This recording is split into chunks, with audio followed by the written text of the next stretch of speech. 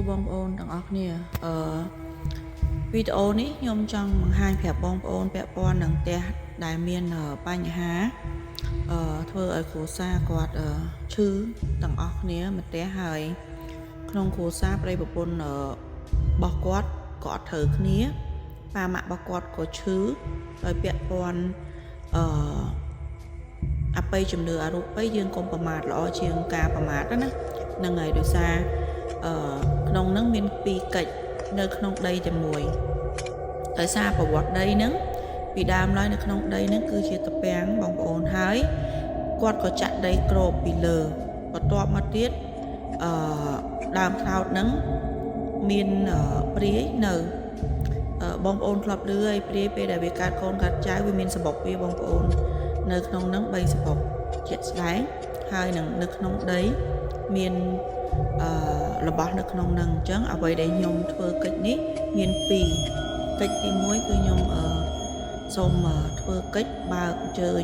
ថាអញ្ជើញទៅចុះពាក្យគួសមព្រាយ3សបុកចូលនៅក្នុងរូបដែលឧបដឹកធ្វើរួចមកហើយបានខ្ញុំធ្វើកិច្ចសូមអញ្ជើញបងប្អូននៅក្នុងដីឲ្យគាត់ចេញមកទៅនៅកន្លែងដែលល្អប្រសើរជាងនឹងហើយព្រោះដោយសារមនុស្សរស់បែបមនុស្សខ្មោចរស់បែបខ្មោចព្រាយរស់បែបព្រាយអញ្ចឹងបងប្អូនអញ្ចឹងហើយបានខ្ញុំធ្វើកិច្ចអញ្ជើញពួកគាត់ចេញឲ្យបងប្អូនសូមមើលវីដេអូនៅក្នុងហ្នឹងបងប្អូនមើលហើយវាមានរូបនៅក្នុងហ្នឹងខ្លះដែលបងប្អូនព្យាយាមមើលខ្ញុំបានគូសខ្លះតែបងប្អូនមើលបានដឹងថាមានអីនៅក្នុងហ្នឹងខ្លះអញ្ចឹងហើយខ្ញុំចង់ជំរាបប្រាប់បងប្អូនថា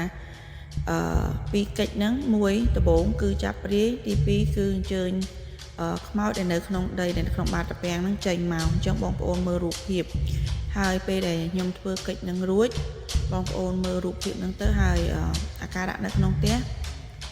ពួកគាត់រៀងធូរចិត្តធូរកាយបានច្រើនហើយគាត់រៀងស្រាលខ្លួនអត់ធ្ងន់ខ្លួនមានរបស់តោងទៀមបានតែជំងឺប្រចាំខ្លួនរៀងកាត់បន្ថយអញ្ចឹងបងប្អូន